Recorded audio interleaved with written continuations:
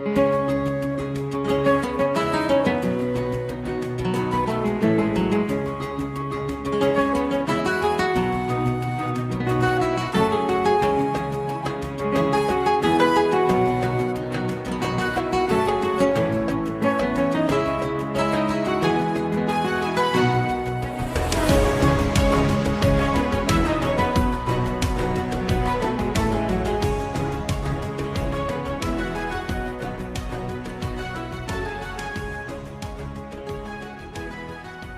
and welcome to today's episode of A Slice of Medieval.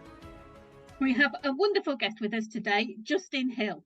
Justin has had a travel-filled life, born in Grand Bahama, educated in York, University at Durham, and then worked for the VSO in China and Eritrea, and now lives in God's own county, Yorkshire.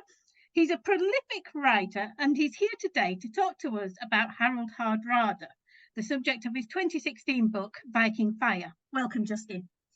Hi, good morning. Prolific, I'm not sure prolific, but I wish I was more prolific. You even have Instagram posts every day talking about your writing, which are brilliant because I sit and watch those and it gives me inspiration to actually go and write. Oh, that's fabulous. Yeah, I just I put the videos out every day. It's kind of like a vlog of, writing a novel. And I do sometimes worry that I'm just kind of, it's kind of the same again, and you're just doing the same stuff every day. So every time I hear someone watches them, I'm delighted. Yeah. They're finding a good audience. Yeah, I always look out for them. I find them, they're just nice little snippets. People say they're very soothing. I don't know if they fall asleep to them or just have a chill moment in their day, but good. Yeah, brilliant. We're here to talk about Harald Hardrada, who is the main character in your book, Viking Fire. Yeah. What attracted you to his story? Yeah, well, I should probably go back a little bit and say that this novel was originally it is originally a part of a series of novels that looks at the Battle of Hastings. I was living in Ireland for a few years when we were having our first kids, and the Irish like to joke about 800 years of English oppression. And I think in 2011, when Queen Elizabeth came to Ireland, she talks about 800 years of English oppression. And I kind of thought, well, the first couple of years, 100 years, weren't English, they were Norman oppression. And then it got me thinking, actually, well, of all the countries who suffered most under the Normans, in a way, it was the English. The English lost the most. We lost, kind of Old English language, literature.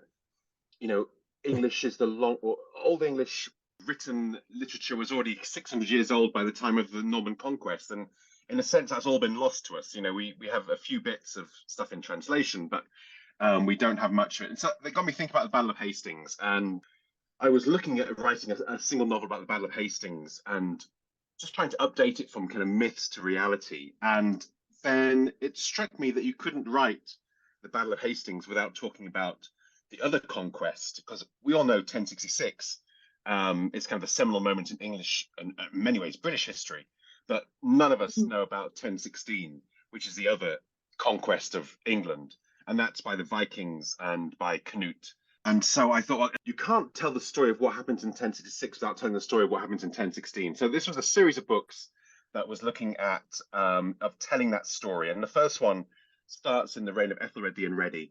And it essentially tells the story of how the Vikings conquered England in 1016. And the main character there is Godwin, and that book is called Shield Wall. And I always saw it as a trilogy. I went back and forth with my editor on where to go next. And Harald Hardrada, obviously, is the other main character in 1066. You have William the Conqueror, Harold Godwinson, and Harald Hardrada. And in a sense, he's often a kind of a footnote to 1066. Whereas it seems to me, if you were a betting man in 1066, the wise money was on Harald Hardrada. He was by far the most impressive of the three candidates for the throne of England. And so I really wanted to tell his story. And in a way, his story is told because we have the saga, published in English as King Harold's saga, but it's part of the Heimskringla by Snorri Sturluson. And his story is kind of told, but it's told in a way that is very Norway-centric. I was looking at this, and this is how it starts. The Harald Hardrada section. Harold Sigurdsson was a half brother of King Olaf the Saint. They had the same mother. Harold took part in the Battle of Stiklestad, where King Olaf was killed. Spoilers. Harold was wounded in the battle, but managed to escape along with many of the fugitives. And that is the first 15 years of Harald Hardrada's life, where he has the same mother as King Olaf the Saint and is wounded in battle. And so I thought, okay, the whole kind of Heimskringla is massively skewed to, in a sense, stuff that Snorri Sturluson knew because it was kind of native to Norway. I think of the 100 chapters in King Harold's saga. The first one, he's a fugitive. The second one, he goes to Russia. And the third one, he goes to Constantinople. In the fifth chapter, and these chapters are prose shorts, really. I mean, they're barely a page long. He's then in Sicily. He's he's in Sicily until chapter 10. So really, in a book, you kind of up to page 15, and he's already in Sicily. Goes to Constantinople, goes to Jerusalem, is in prison. So by chapter 19, he's back in Norway. You have kind of 19 to 79 is his Norway years. 80 to 92 is his Battle of Stamford Bridge, and 93 to 101 is his kind of denouement and setting him in context. And I thought, actually, the way the saga looks at this is completely the wrong way around. The really interesting stuff happens on his early life. And so I set out to do a novel that told that. He certainly had an interesting early life from the age of about 15 anyway. So it's something we've heard before occasionally, that somebody very young is either abandoned or after a battle is involved with his captors and so on. So in Harald Hardrada's case, how did he cope with this experience of having to leave where he was brought up and go to really quite not strange parts of the world, but certainly foreign parts of the world that he wouldn't have been familiar with? Yeah, I mean, this I think is very interesting because he's a Norwegian Viking, and the Norwegian Vikings, their world was kind of what is now Scotland and what is now Ireland and kind of the Lords of the Isles. So their route to go a Viking was to go westwards, and his half brother Olaf had spent his formative years in England fighting and getting very rich in England and using that wealth to become king in Norway. And so, in a sense, Harald Hardrada, those early years before 15, would have been spent listening to stories of England and France and kind of fighting and campaigns there. And so naturally, he would have assumed that that's where he would go. But the Danish conquest of England by Canute changes that, because Canute is kind of overlord of the north, really, Scandinavia and England. And he's pushing into Norway. I mean, Norway's not Norway yet. It's still kind of fairly fragmented, but it's loosely what we can call Norway. And so Canute is coming into conflict with Harold's brother, King Olaf. And that ends up with the Battle of Stiklestad, where Olaf is killed and Harold is wounded and dragged from battle at the age of 15. And so Harold was then forced to take the eastern route of the Vikings. And this was the one that Swedish Vikings would typically take. And it goes down to what is now Russia and Ukraine, or mainly Ukraine. And this is obviously it's kind of not what he's expecting. It's quite a shock. And Ukraine and Russia are no less intimidating kind of a future than they are now. There was a fabulous experiment in about 10 years ago. A guy called Pavel Sabovnikov, and he spent some time in the Russian wilderness living as a kind of 10th century Viking. And there's a great quote about the guy. The guy who was running the experiment said that 8 months was enough for the experiment to yield results, but not so long that it will pathologically endanger the guy taking part. And I thought, this is fantastic. So this is the world that Harald Hardrada, 15, he's dragged from battle. He recuperates in a hut, escaping the men who are hunting him down. And the saga says he crosses the Kielback Mountains from Norway into Sweden in the face of winter, makes his way down to the hall of the Swedish king, where he's kind of entertained for a few months, and then sets forth off into what is now Ukraine and down towards Kiev. And it's it's a nascent nation state, and it's based on fur trading and slavery and exploiting the local tribes for kind of Latvians and Chens and Pechenegs and people. And so that, an extraordinary kind of tough childhood. And he disappears, from the saga record for a couple of years, and ends up in Kiev, probably about 19 or 20, already having kind of made a name for himself as quite a leader of a war band. And really, in kind of modern terms, he's kind of the head of a mafia gang, intimidating local tribesmen to give him slaves and furs. Yeah. The other thing that strikes me about that is that probably a lot of people don't realize that Kiev and the area around there, that sort of, I guess it was a kind of kingdom, was actually really important in Europe at this time. It was a prominent place. So it wasn't uncivilized at the heart. The hinterland would have been. I think we're just learning about the Eastern Vikings and just how important they were. Partly because of the Soviet times, a lot of the archaeology was cut off to the west. But the amount of silver that came up, from Baghdad and Constantinople, they were selling slaves to both, the Muslim state and the Christian state. The amount of silver that came up into Europe effectively kind of kickstarts the Middle Ages and it kickstarts the economy because there's so much silver that actually you can suddenly have a currency-based economy, which radically transforms Europe. And that's all because of the Vikings and the trade routes eastwards. Hoards that have been dug up in the eastern Baltic in Sweden and Denmark are just massive amounts of silver. And it's all coming from Baghdad, which is kind of the Baghdad of the 1001 Nights. It's Ali Baba's kind of city, and it's incredibly rich. And this wealth just leaks up the kind of Kiev and Ukraine river systems back into Europe. I suppose it was sort of the gateway from the east then, wasn't it? And a tough environment for young Harald Hardrada to be kind of making his living. And he's an exiled youth. Rank and noble status obviously help him, but his father is a petty king, and there are lots of chieftains or petty kings around Scandinavia at the time, and so he's got some advantages in life, but he's really got to prove himself, and he proves himself in probably the toughest, still now one of the toughest environments in the world. That wasn't enough for him, was it? Because then he goes off to Constantinople and joins the Varangian Guard, makes money and a reputation. Yeah, so the Varangian Guard, are quite well known. There are two types of Varangian. There are the ones within the walls and without the walls. And when you turn up in Constantinople, you were put into the without the walls, which effectively meant you were just a kind of Viking shock trooper on the Byzantine navy. And the Byzantine navy were essentially fighting against the Saracens for control of the Mediterranean. We can infer that probably Harald Hardrada's first campaign was, spent in what's now the Greek islands, clearing them of Muslim pirates, as they termed them. And so he proves himself in combat, and he rises up in fortunes. Probably by his mid-20s, he is promoted and successful. And in the reconquest of Sicily, which is a huge venture by the Byzantine Empire, the shock troops are 1,000 Varangians, and these are, 1,000 battle-hardened, mainly Swedish Vikings, and they're led by Harald Hardrada. And the saga goes into all these kind of, stories about Harald Hardrada arguing with the Byzantine general, because Harald knows that he's the real power broker, that if you want to win a battle, you need him to be leading his troops into battle. And so, again, you have this great story.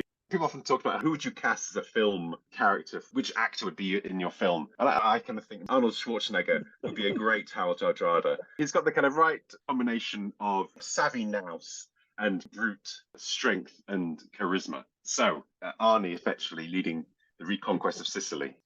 And more than that, again, the saga talks about him going to Jerusalem. And this is a time where Jerusalem is obviously part of the Muslim Empire, but the Caliph at the time had a Christian mother. And she persuades him to allow Christians back into Jerusalem. So this is the time where the Church of the Holy Sepulchre is being built. And there's an expedition from Byzantium to take the stonemasons to Jerusalem. And it's thought that Theodora, the sister of the Empress Zoe, is one of the people who goes on this expedition.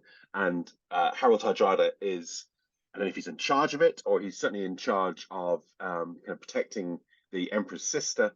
And he's on this expedition to Jerusalem, where they found the Church of the Holy Sepulchre, which again is kind of, one of these extraordinary things that he's involved with. And this is why he's just the most, I think, kind of a Renaissance prince before his time.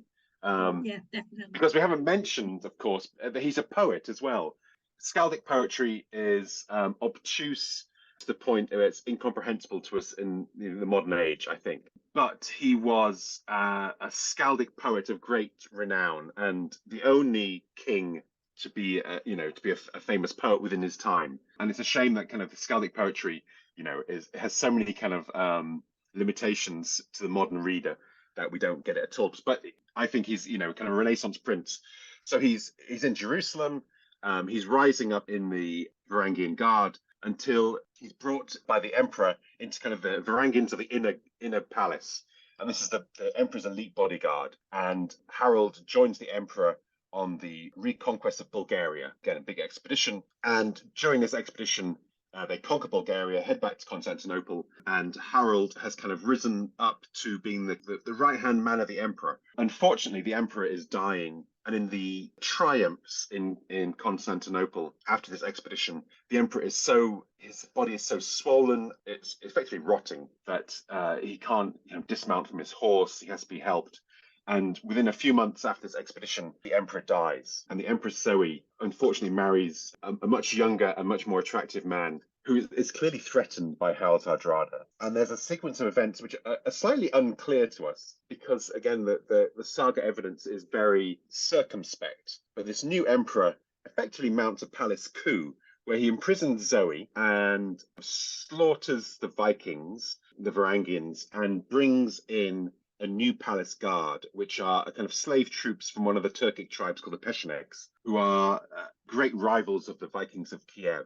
And Harald Hardrada at this time is imprisoned in a cellar. And during the palace coup, the Varangians go and free him. And there's an extraordinary 24-hour period in Byzantium where the Varangians lead an attack on the palace. They rescue Zoe, who had her head shaved and imprisoned in a monastery. And the emperor flees to a monastery. It's not said who, but almost definitely it's Harald Hardrada is sent to get him out of the church. And the saga tells us how the emperor is dragged out of the church, and on the steps of the church, his eyes are put out. And that effectively makes him unfit to rule and makes him no longer a political threat. And so Harald Hardrada, the center of this palace coup, saves the Empress Zoe, who then, because she's the daughter of the previous emperor, marrying her makes you emperor. And Zoe's kind of in her mid-50s at this point, and obviously well past childbearing age. But the Byzantine nobility are clearly sick of allowing the whims of the Empress Zoe to dictate who's the emperor. And so they nominate one of their own to marry her and become the emperor. And obviously for Harold, this is quite an odd moment because he's just put the eyes out of Zoe's previous husband. And no doubt the Byzantines are looking at the Varangians thinking, we've let these barbarians from the north take way too much power. And Harold can kind of sense his position becoming uncertain. And the saga tells us that he asked for permission to go home, and the emperor says no because he's accused of taking too much plunder from his conquests. And there was a certain amount of tithe was supposed to be given to the palace. And on top of that, the palace was kind of plundered during the rebellion. And again, Harold is kind of blamed for stealing a lot of stuff from the emperor's palace. And so Harold's not allowed to leave. One night, he loads up all his treasure onto 3 longships. He's in the Golden Horn, which is the kind of enclosed harbour of Constantinople. And each night, the Byzantines would row a heavy chain across the harbour mouth to stop ships coming in or out. And you can still see links of this in the Palace Museum in Istanbul. And the saga tells us that Harold had his ships row at this chain, and just before they were about to hit it, he orders all his men to run to the back of the boat to lift up the prow. They ground on the chain, and then they all run to the front of the boat, and the boat slip over. And of course, one of the boats, the keel breaks, and the ship is sunk, and a third of his treasure disappears to the bottom of the Golden Horn. But the other 2 ships escape, and they head back across the Black Sea, again up through the Dnipro, back to Kiev. And Harold has been sending money back to Kiev to Prince Yaroslav the Wise, who's the ruler in Kiev. And there he picks up one of Yaroslav's daughters as his wife and heads home. And the sagas tell us that when he gets back to Norway, he is the richest man who has ever lived in Western Christendom. And it's probably true. His fortune is probably extraordinary. And there's a famous saga scene where he arrives back to find his nephew, Magnus the Good, his king in Norway. And again, Harald Hardrada, he's too big a character. You can't have someone that big, powerful, and important in your kingdom without seriously kind of undermining yourself. And Harold is not the man to say to play second fiddle. And so Magnus agrees to share the kingdom with Harold, and Harold promises him, kind of all the treasure that can fit on an ox skin. So he tips crates of gold and silver and jewels onto the hide of an ox, and that's in return for half the kingdom, all before he's 30 years old. Yeah. He just turns 30. So, I mean, extraordinary character. And in a sense, for the next 22 years, he does nothing very much, apart from fight a few wars in Norway. He's such a larger-than-life character. He is extraordinary. Yeah. He should be much better known and much better thought of, more highly thought of, because when he goes back to Norway, his influence is not the Western church, but the Orthodox church, and he brings back Orthodox monks. He founds Oslo Cathedral. He founds Oslo as a city, and that obviously comes to be the capital of Norway. He's not just a warrior. He's a poet. He's a kind of religious reformer. He's a city founder. I mean, he really is, I think, a Renaissance prince, way before his time. Except with the Renaissance bit, he had 2 wives. Well, the kind of the rules about wives and concubines are very hazy at this point. It was a very common thing for medieval kings of this period to have more than one wife. Canute has 2 wives as well. Yeah, and Harold Godwinson. And Harold Godwinson, yeah. So I think he has 2 wives. So his first wife, who was the daughter of King Yaroslav, she bears him daughters but not sons. So there's an urgent need for male sons who will carry on your line. And when he gets back to Norway, Norway is kind of split, southern Norway versus northern Norway, and there's a kind of a split. And Canute had played on that and allied with the northern Norwegians against the southern Norwegians. So Harold, when he gets back to Norway, has to make a dynastic marriage with the northern Norwegians, which he does do. And and has sons who go on to rule Norway for the next 100 or so years, or descendants. Again, extraordinary character. So when you come to 1066, you have Harold Godwinson, who I'm very fond of, and I know I'll upset a lot of English listeners here, but he hasn't done much other than kind of bully the Welsh. And William the Conqueror, again, who hasn't done much. He has a very effective fighting force in the Normans, but he's only fought a few battles, and they're not huge battles, compared to Harald Hardrada, who has risen up through a military organization, probably the most sophisticated in the world at the time, in the Western world, the Byzantine army, and understands logistics, battlefield strategies and tactics, and has risen up through countless engagements and battles and major pitched battles, and the right hand of the emperor in a huge kind of conquest of Bulgaria. And with him he has this kind of battle hardened elite of ex-Varangians, professional soldiers, and that army is the one that lands in England in I think September 1066 and fights the largest shield wall battle in history, which is the Battle of Fulford Gate. Again, a battle we almost never know. I mean, I grew up in York. No. And I never heard of Battle of Fulford Gate, and it was fought 2 miles from my school. And there he absolutely crushes the Northumbrians and Mercians. And the kind of defeat is so complete that he then marches out to Stamford Bridge, and his army are sunning themselves on a lovely warm September's day, a bit like today, when Harold Godwinson arrives. And a third of the army of Harald Hardrada's army is with the ships, and 2/3 are without their armor, and still the Battle of Stamford Bridge goes on all day, and the Vikings are defeated, but it's a kind of a close run thing. If Harald Hardrada's army had been ready and prepared, I think he would have probably have defeated Harold Godwinson. Who knows? So this, these are all kind of the what ifs of history. Do you think did he intend to conquer England, or, I mean, how serious was he about this claim to the throne?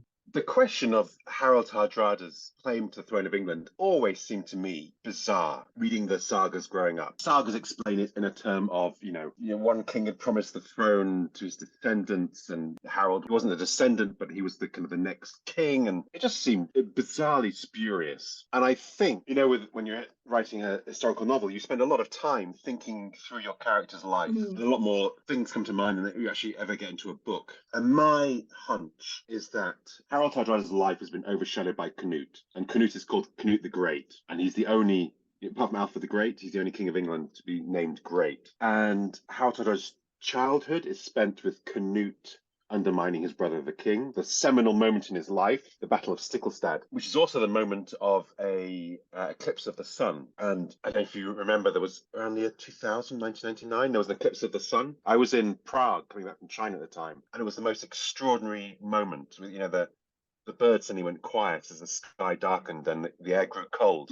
And this happens during the Battle of Stickelstad, which is just the most extraordinary moment to have in a medieval battle. Yeah. Canute has kind of undermined his brother during Harold's entire childhood. He's instigated a battle in which Harold's brother is killed and which Harold is wounded and dragged out. Harold has to go into exile into Russia because of Canute's influence in the West, and the sagas say how, men were out to kill Harold, and so he had to kind of escape the assassins. Harold comes back to Norway at the age of 30 and spends 20 years kind of fighting the Danes, conquering them, and they never quite submit, and they're probably really annoying to Harold. And then the throne of England becomes vacant, and Tostig, Harold Godwinson's brother, is looking for people who will help him reclaim his earldom of Northumbria. And I think Harold is bored and sees a chance to prove himself. I think he thinks he's actually much greater than Canute. And I think I probably agree. And he thinks, this is my moment. This is the moment I do what Canute did. And all the things I've done in the East, I now can add conquering England, which is the kind of the fat sheep of medieval Europe. If you could conquer England, it has a stable society, a kind of, law codes, taxation, silver minting systems that just make it an immensely profitable place to rule if you can.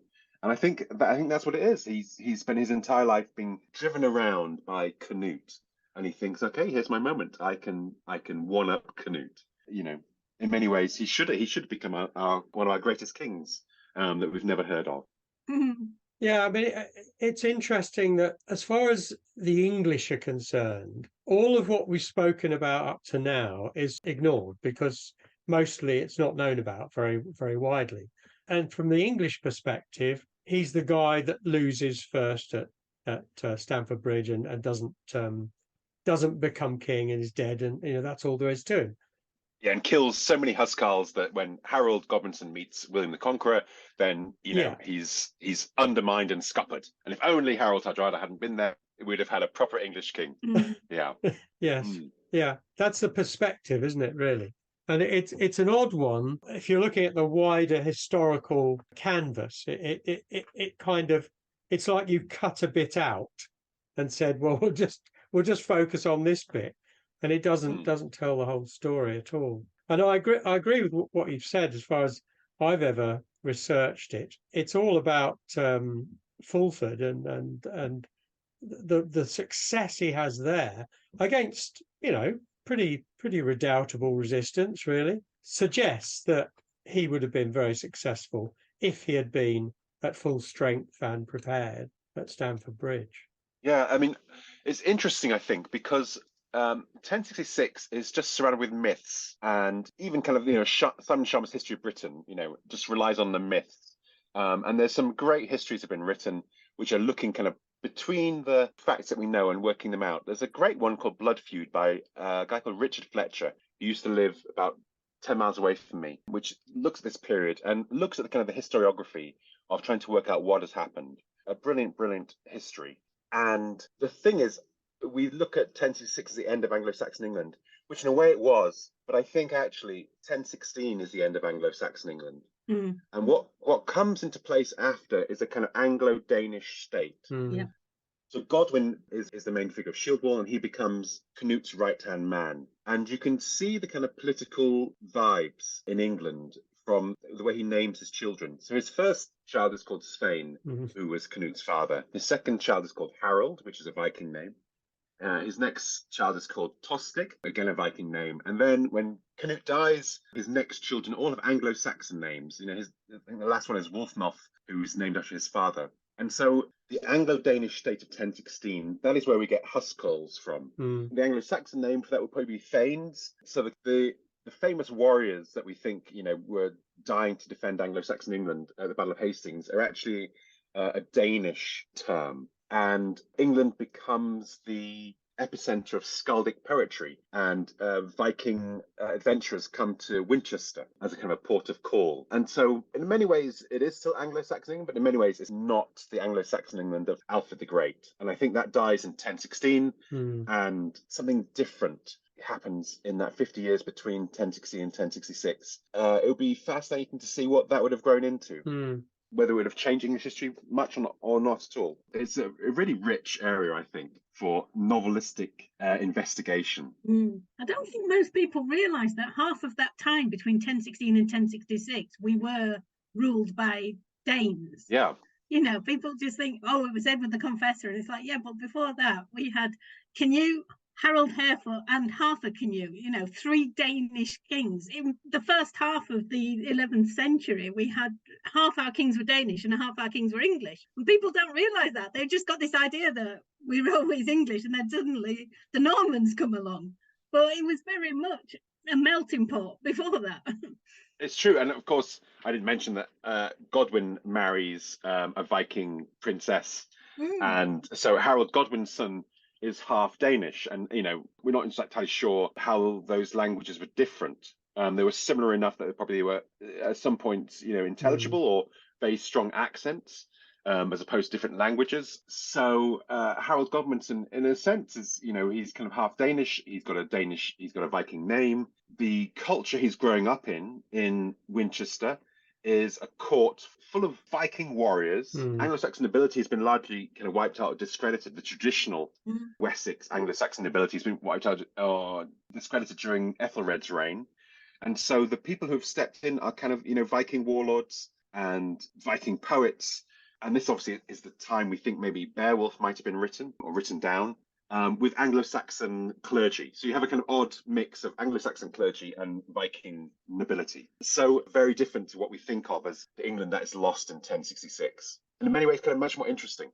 Harold Hardrada, he didn't come to York by accident. If you're going to choose somewhere to invade England and you're a Viking, York is actually a sensible place to do it, because a lot of that area was still Danelaw. It was very much Danish orientated rather than English orientated. More than Danish, Norwegian. The Kingdom of York, as a Viking kingdom, often looked to Norway for its kings, even though a lot of the settlers were from, you know, Denmark. So, you know, the last king of York was Eric Bloodaxe, who's Norwegian. So, yeah, so absolutely. York is a tradition of looking to Norwegian kings as their rulers, as a counter to the Wessex takeover of England. So it's fascinating. It's absolutely fascinating kind of history, and it's pivotal. And the kind of the story we tell ourselves is so less interesting than the facts, if we can ever get back to the facts. And then we have this image of Harold Hardrada, and he was the Superman of the 11th century. I think it's unfortunate for him that he did die at Stamford Bridge. There was a great moment in 2016, which is the 950th anniversary of the Battle of Hastings, 1066. And I was going to the reenactment at Stamford Bridge, and I was told this guy's going who claims to be a descendant of Harald Hardrada, Icelandic guy. And at first I was slightly skeptical. And then I was driving there and I had a fear that he'd be kind of spindly or, you know, kind of a little weed. And I thought that'd be so disappointing. His name is Olaf Viking Sigurdsson, and his grandfather was at the Berlin Olympics and a weightlifting champion. His father was Mr. Universe, and he was one of Gorbachev's bodyguards during the Reykjavik summit in the 80s. I've got a photo of me against him. I'm 6 foot, and I look like a dwarf next to this guy. He's about 6'5", broad as a kind of ox, with big kind of shaggy blonde hair and beard. And I was just delighted. And he's descended from Egil Skallagrimsson, the great poet, all the great people in Icelandic history. And he's one of Harald Hardrada's descendants. So that was just brilliant to see. Yeah. And the other very interesting thing about Harald Hardrada is medieval kings and car parks. You know, Richard III was found under a council car park in Leicester. And Harald Hardrada is the same. He was originally buried in York Minster and then moved back to Norway. The Helgester Friary, which in the 17th century was got rid of during the Reformation, and is now a stretch of kind of municipal road. And so that's where he's buried properly. So another king lying under a road somewhere. I read that a German chronicler, Adam Bremen, had described him as the thunderbolt of the North, which I thought sounded pretty appropriate because of his impact on the whole region and on history generally. Yeah, an extraordinary character. In a sense, though, I suppose, despite his fabulous career, what's his impact on history? I guess his impact on history is Harold Godwinson losing the Battle of Hastings. guess he unites Norway. In Norway, he's probably a much more seminal figure. He unites Norway kind of finally, founds Oslo. But then again, Norway again becomes conquered by the Danes and then the Swedes, and only becomes independent, 100 odd years ago. So I guess in terms of kind of lasting impact, Battle of Hastings is kind of a major achievement, which, as an Englishman, I feel. Defeating Harold at the Battle of Hastings, even though he wasn't there. Yeah, but he could have been so much more. And I think he is so much more than the Thunderbolt of the North. He is so much more than kind of a terrible Viking from the North. He's a much more interesting, complex, artistic figure, I think. Yeah. And that's something that's often overlooked with a number of people who are, if you like, warriors. Often it's a very one-dimensional historical perspective that we have. Yeah. And it's not totally unusual for them to have other skills and interests. But because we focus on, oh, well, he fought that battle and he won that battle, so that's his life. That's what it was all about. And often that isn't the case. Yeah, well, I guess the Chronicles are so fixed on battles because battles are seen as kind of judgment. Yeah. They're very clear judgments from God. Battles, natural disasters, floods, fires, thunderstorms. Yeah. These are all things that kind of stand out in the Anglo-Saxon Chronicle because they're clear messages from God. Yeah. They don't tend to say, today Harold wrote a poem. Yeah. Although, kind of the sagas do. And the way that skaldic poetry works is that it's very kind of complex alliterative rhyming.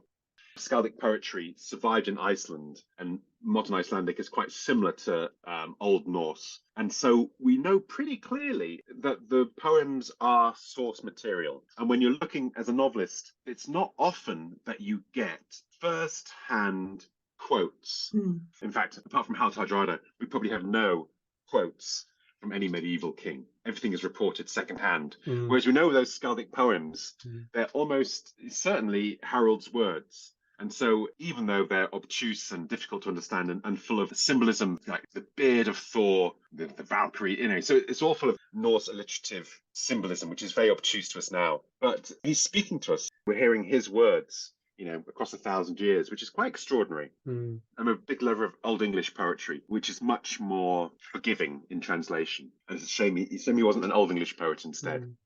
So what is your favourite part of Harald Hardrada's story? For me, it's the jumping the ship over the chains. It's such an extraordinary story. I think my favourite bit of writing, I think the Battle of Stiklestad, Eclipse of the Sun, was extraordinary to write, having been in an eclipse. Constantinople was extraordinary because, Istanbul is one of my favourite cities, and I just love the sense of history there. I started writing the book in Hong Kong. I came back in 15, and I was teaching creative writing on a Greek island, and I got there and I suddenly thought, oh my God, I have completely failed in my draft so far to capture what a Greek island must have been like for a Viking from Norway. The kind of, we see beauty, and I think, probably he would have seen beauty, but the warmth, the kind of the warm sea, the kind of outdoors life, you could just kind of see the Vikings probably spending, tons of their time topless. In trousers, getting tanned like leather, like proper sailors. And so I think for me, some of the most kind of fun bits were those very late chapters that I added, where I kind of brought that experience of the Greek islands into the novel. In many ways, we're very similar to our kind of Viking Anglo-Saxon forebears. The Byzantines nicknamed the Varangians the Emperor's wineskins, because they drank so much.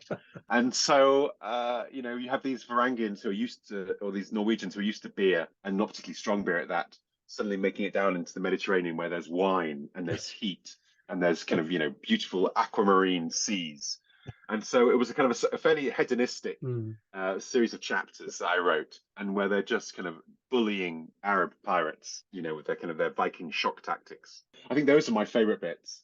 Yeah, I kind of think his last images would be, maybe have a sparkling blue sea and feeling, a flagon of wine in his hand. It'd be fascinating to know. Such a fabulous story, the whole thing. So it must be difficult to come down from writing Viking Fire, really. So what are you doing at the moment? What are you working on at the moment? Yeah, so I've been a bit distracted by writing for Games Workshop and Warhammer. I wanted to have a bit of a break. I'm very proud of Viking Fire. I think it's probably my technically most accomplished novel. My wife disagrees. She prefers Shield Wall because she loves Godwin as a character, and I love Godwin, and I love Edmund Ironside. Scenes in Shield Wall were some of the hardest to write. I didn't love Harald Hardrada in the same way when I started writing his story, but by the end, I really liked him. And I just felt after Viking Fire, I wanted a bit of a break, and that break has gone on a bit long, I think. And I'm starting to itch to get back to Hastings. And I just kind of, I read a book of Old English poetry, and I can just feel the alliterative rhythm. With Shield Wall, I set myself very high standards, and I try not to use any words of French derivation. It's fairly natural for me because, being a northerner, I tend to like short words rather than long words. I like kind of simple sentences rather than kind of complex, writing, which seems to kind of naturally extend from Anglo-Saxon. And so, that kind of magic of using that language and just playing with Old English poetry and Old English kind of poetic devices, it keeps me up at night. It's so exciting. I can kind of salivate thinking about it. The problem is my Games Workshop stuff has become, so successful. The moment they kind of booked me up for 2 years, I don't want to wait 2 years to write this, Hastings. So I've started work, and I'm splitting up my week now. So I do kind of 3 days on one novel and 2 days on the next. So people are always asking me about Hastings, and I promise you that Hastings is coming. It's a lot of pressure. It's the one Hastings novel I'll ever write in my life. So I have to get it right. And Viking Fire, I felt technically was just, perfect for the storyline that I was given. And so I just needed to take a break, and I wanted to come back to Hastings kind of fully enthused and fully kind of fired up. And I've been fired up for a couple of years now and promising it's coming, but it really is coming. Well, that's great to hear, because I think there is a pressure, as you say. I mean, you know that you haven't finished something. That's the thing. And it does get to you a bit in terms of, okay, I need to find time to do it because it's still there. It's hanging there. But I also need to be enthusiastic about it, because if you're writing something you're not enthusiastic about, that's a bad idea. Yeah, and I see Shield Wall and Viking Fire as kind of as preludes to the masterpiece, the proper novel, which is about the proper subject, which is about the inspiration from the whole thing, which is the Battle of Hastings. And I don't know about you, but I always I don't particularly worry about whether something will sell. I worry about sitting on my deathbed and asking myself, will you regret not doing this? And in many ways, the Games Workshop stuff was me thinking, if I don't write something for Games Workshop, because I've been involved in the hobby since the hobby began when I was 16, I will be on my deathbed and I will regret it. And so Hastings is exactly the same. Touch wood, nothing's going to happen to me. But I will not be on my deathbed not having written Hastings. If I had a kind of terminal prognosis tomorrow, next day I would sit down and start writing Hastings. It will be written. It is the book I want to write. Yeah, I know what you mean. When I wrote the last Wars of the Roses novel, I just it had to be done. But I didn't want to feel as if I'd left everything unsaid. But equally, I didn't want to approach it thinking, oh God, I've got to get this done. What a pain, sort of thing. I needed to be up for it. Yeah. And it sounds as if you're up for Hastings. Yeah, I do wonder. My editor thinks, Hastings is overdone, and I think he's completely wrong. And I actually think that there's not enough on Hastings. It could be 2 novels. I think it'd be kind of like Hilary Mantel's Cromwell series. I could see Hastings easily over kind of a couple of novels, but to convince my editor, I just have to write them and make sure they're good enough. Yeah. If the Tudors are still not overdone when there are so many books out about the Tudors, Hastings is definitely not overdone. Yeah, it's true. The problem with the Tudors, though, is that I used to say this, and I think it's probably changed since I started writing Shield Wall. I used to say, the problem with the Vikings is they're not very sexy on film, because with the Tudors you can have bodices and there's lots of women in kind of tight dresses with tight bodices and things, and there's lots of great stuff for the costume department. But clearly, Vikings have taken over the screen for the last 10 years or so. So look at Game of Thrones. Men in woolen shirts and steel armor can be very sexy. Yeah. Not just a book or a series of books, but a TV series as well. Yes. Absolutely. Aim high.